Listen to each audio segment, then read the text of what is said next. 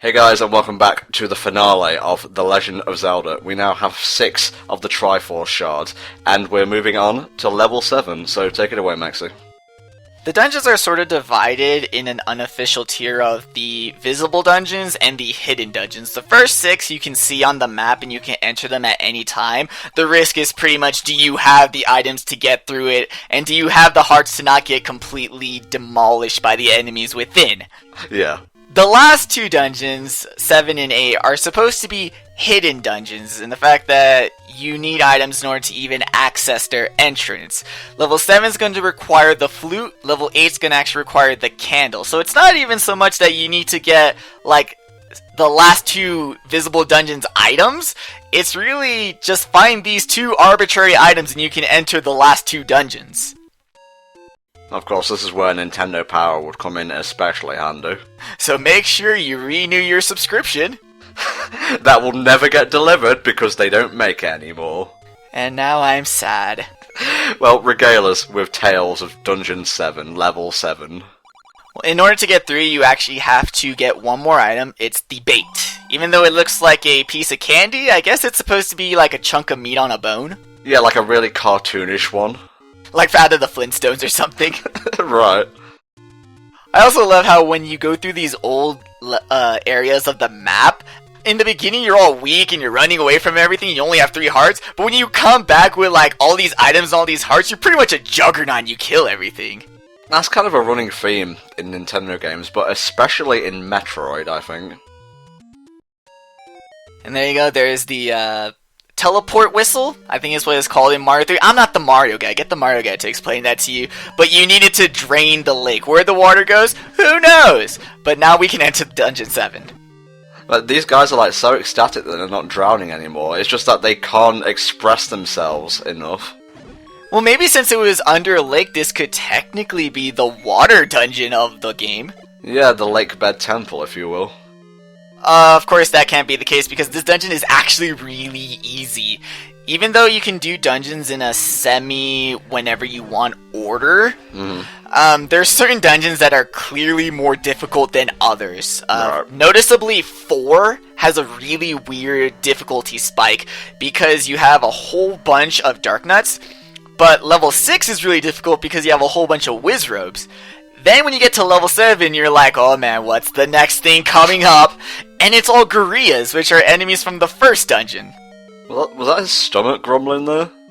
I thought it was him, like, murmuring to himself, and Link is sort of an asshole and doesn't want to learn the monster language, so he couldn't even bother to translate it. Like, dude, I just want a Big Mac, I'm starving here.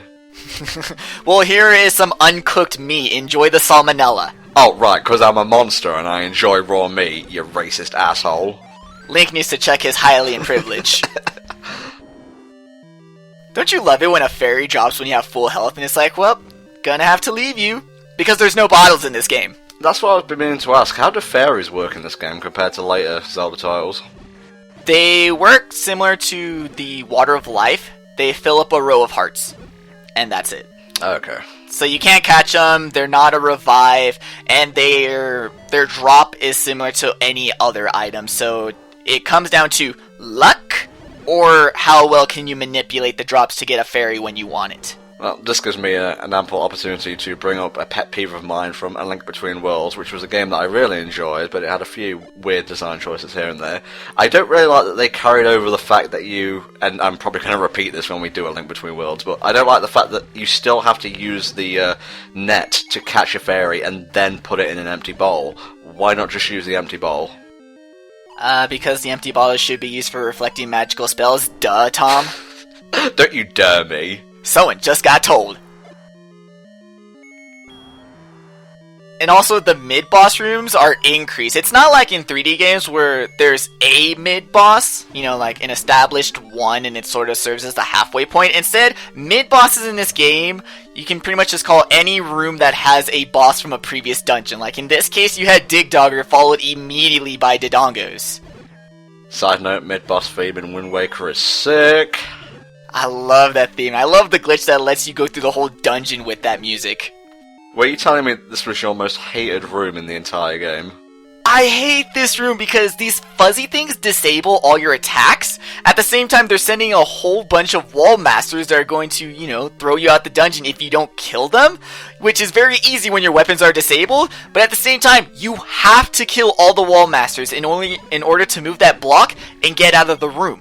Miyamoto, you motherfucker, or Mim for sure. Yeah, or Mihan at the end of this game. And see, they bring back the first boss of the first dungeon, Aquamentus, and they actually don't even increase his difficulty.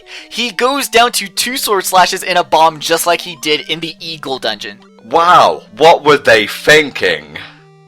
I think they were thinking that they had other games to be making, like Metroid and Mario, and they were trying to make more hints or something. Miyamoto comes in wearing a cape. Well, gee, Westerners, we were trying to revive the console market.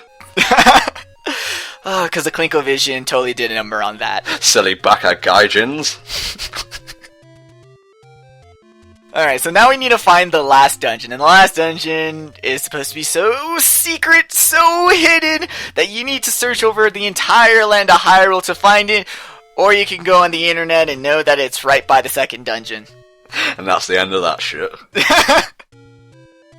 Once again, these Octoroks, a complete joke. When I first played them, it's like, I can't kill them. They keep hitting me in the back with their rocks. Grandma, this game is hard. And your grandma was like, man up, Mexi. Play the game. And that's when I decided to start speedrunning. Thanks, Grandma. The game still lacks this shit when all these enemies appear on screen and decide to shoot arrows at you. Well, that's what they get for having projectiles. Only we should have long-range death.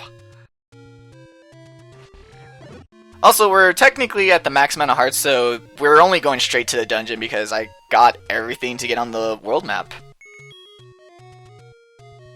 I just realised this game, the entire game, is the Triforce Shard Hunt from Wind Waker. They turned this little game into an entire section in a later game. That's mad. Requires a lot of money. You're pretty much lost wandering all over the place. You have to revisit a bunch of places, and you end up just getting a bunch of shards and ending a bit empty inside. Wow. How about that? Anyway, level 8, mate. Yeah, this level, it can either be really long or really short. It depends on whether you want the 2 dungeon items. And because I decided to record this for a playthrough, guess who's getting both items? Well, I never stipulated that you need to get all the items. That was you. Yeah, you know what? It was fun because I actually never get these items, so it was sort of like I was learning an entire new part of the game for me. Yeah, it's like me. I never play like the hard modes in Zelda, where applicable. Not that there are many of them, of course, but I've since gone back and did hero mode in Skyward Sword, which honestly isn't that hard, and hero mode in A Link Between Worlds, which is actually pretty fun. But yeah, the first item you get here is the Book of Magic. In the Japanese, it's called the Bible. Okay, that probably explains the cross on the shield.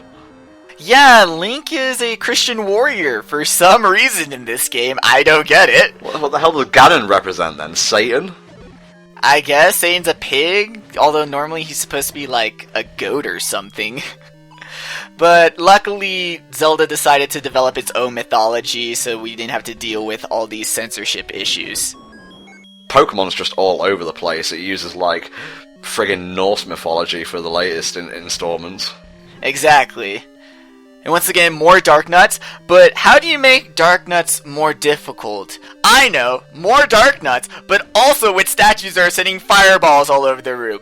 Thanks, Nintendo. Thank you so much. Fucking fireball throwing Mohawk duck. And here's actually a mini-boss I have to kill.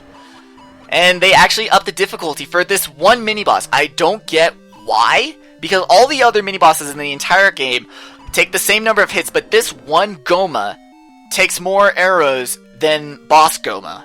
I forget which game it's in. It may be Spirit Tracks, I'm not sure, but there's like a mini-boss or a boss where it's 3 Gomas, and they're really annoying. I know that in Ocarina of Time you fight Goma kids, and that's annoying. It was more of a mini-boss than anything, I think. So the second dungeon item is the Master Key, or like the Special Key. If you look at my key number, I now have a number of keys. it is pretty much an infinite key.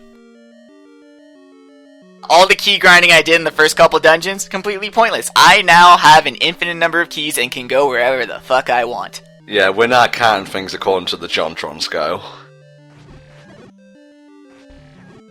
Another weird thing about getting all these hearts is that I'm pretty sure this is the only Zelda game I've actually been bothered to get all the heart pieces, because the thing with Zelda games is that you don't need that much health. Once you know boss patterns, you're good. You can get through bosses with the minimum of hearts that you get from dungeons, and I think the games are actually designed in that manner. But the thing that pisses me off about it is that it gives me zero motivation to want to get all the hearts. Like, even as a kid, when I played Ocarina of Time, I only had the hearts from the dungeons, I got to Ganon, and I could still get through him without being hit. And it was like, why do I want to get 2 rows of hearts? Who cares? And my only solution, I think, and I know this kind of gets a bit fanfiction-y, I'm sorry, but I think what Zelda should do is take a role from like Final Fantasy and Kingdom Hearts and have like secret super bosses. Something that sort of gives you the feeling of, oh my god, I'm so glad I have all these hearts, because it would be impossible without it. It would put them to some good use, at least. Something like that, because other than that, like, it makes you more tanky, but what's the point? Well, they brought in the boss rush, so yeah, why not remake some bosses from old games like, I don't know, Vati or Onyx or Varen, you know, the bosses from the 2 Oracle games, and just have them be secret super bosses. Well, I mean, A Link Between Worlds has a secret super boss, but it's an old man, and yeah, and he's actually the first, and I like it, because you pretty much need all your items upgraded to even stand a chance to get him. So please, Nintendo, because you're watching this playthrough, do that again, please, so that way I actually feel like I want to get all the heart pieces. I actually have to correct you now, because I believe the first secret boss was Dark Link in Spirit Tracks. Oh shit, does he really count as a boss? He's pretty hard. He's at the end of a pretty tricky gauntlet. You know what, Tom? Because I've been taking up this entire playthrough, I'm gonna give it to you. Wait, what? I'm gonna give you the point. You have outsmarted me. Oh god, I'm completely out of my depth! Okay, I'll do what I can. Welcome to the Grey Room. Fuck it, take it, Mexi, take it! This is Death Mountain. It's the final dungeon. It's level 9, but it actually has its own name. The way you discover is that you go into the mountain range and you bomb the left boob. That is how I have always described it, even when I was an immature little 7-year-old. No, I think it's just the most logical way to describe something, really. Yeah, you bomb the left boob and you enter, and you notice that there was one of those dark rooms, but nothing showed up.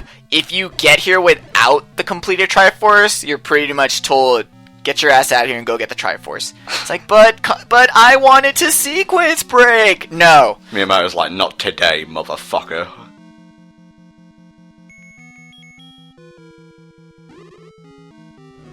And this dungeon is huge.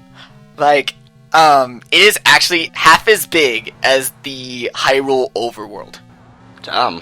That's pretty huge, I know.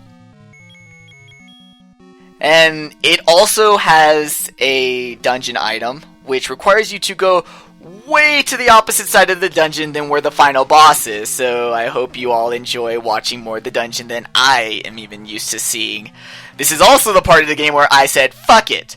Because in case you haven't noticed, for the first 2.5 parts, I was playing the game pretty well, you know, rarely getting hit, using a lot of sword beams, doing some quick dodging. Yeah, that took some time, like 3 tries or something. Once I got to this part of the dungeon, and they start throwing everything at you, like whiz robes and eyeball bosses, I just said, fuck it. I'm gonna get hit, but I don't care because I'm gonna finish this game and I'm going to upload it to the internet. That's one of the rules I impose on myself, right? If I've gotten to the end of the game and I've been doing really well, and you know me, I try to go for, you know, as flawless a run as possible, given my very limited gameplay skills, I just say, you know what, I'll treat myself, I'll let myself get hit a couple of times. Treat yourself! And the item is the red ring, which is an upgrade to the blue ring. All damage is reduced to 1/4 of what it would actually be. Also, make a note, we got the red tunic in Death Mountain. There you go. And other than that, it changes the palette of certain monsters. You know, kind of like in Mega Man where you change his color and certain things change regarding to that palette. It's due to limited space, but the fuzzy enemies, they are now red as well. Also, the old man hints, they get less helpful in the very end. That was literally, go to the next room. Oh, thank you, old man. I wasn't planning on doing that. Well, I didn't expect you'd get here so fast. I know, he didn't have time to actually write up his note for what he was going to tell me. The funny thing about him is that you can attack those old men with, like, your bombs and stuff, and what happens is, the flames next to him, they send a flame at you, like a homing little flame. It's like, what?! I didn't know I was supposed to be non-violent. But yeah, this next part is... we can get to the final boss, but we can't damage him. Right. We need the second dungeon item, and it's usually what I consider the dungeon item, because the red ring, I don't ever bother getting it. It's so useless. You don't need it. Half damage is more than enough, but you really need the other item to actually complete the game. It's an upgrade to your bow and arrow, or rather, your arrows. So technically, your rupees. Yeah, your bow and rubies. Could you just imagine that? Well, they did something similar to that, where you could do bomb arrows in Link's Awakening. But I think that's actually supposed to be a glitch.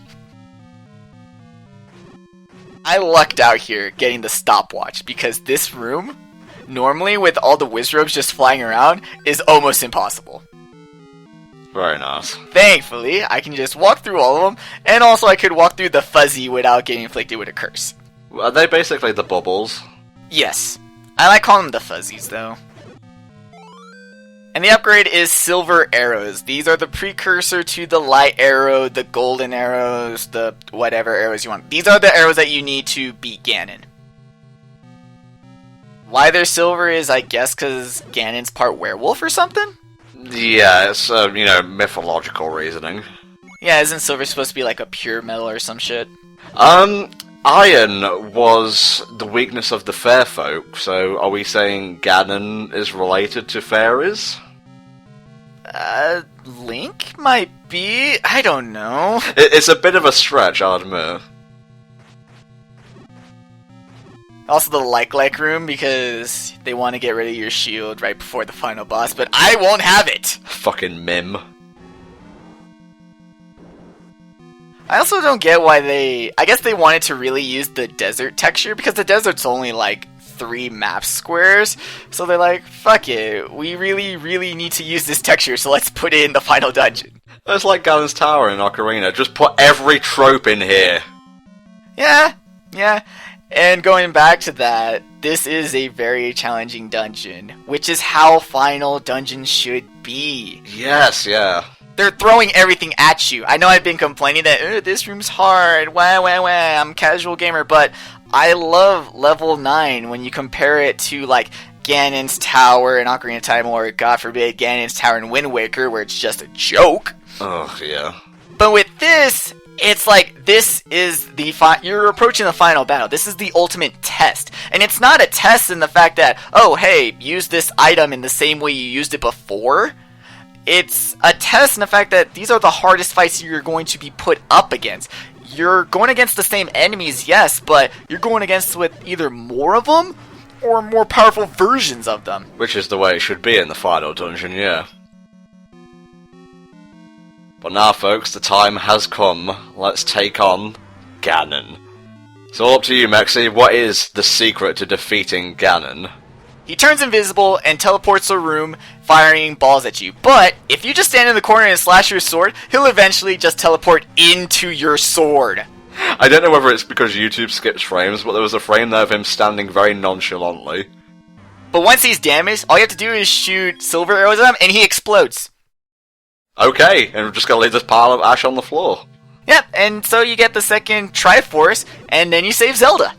That was a very abrupt end to one of our Zelda playthroughs. Not a lot to say, really. Classic game. I still need to play it, and hopefully I'll be able to beat it without an FAQ. Now, thanks for watching, guys, and we'll see you all next time for another HellfireComms Zelda playthrough. Bye-bye for now.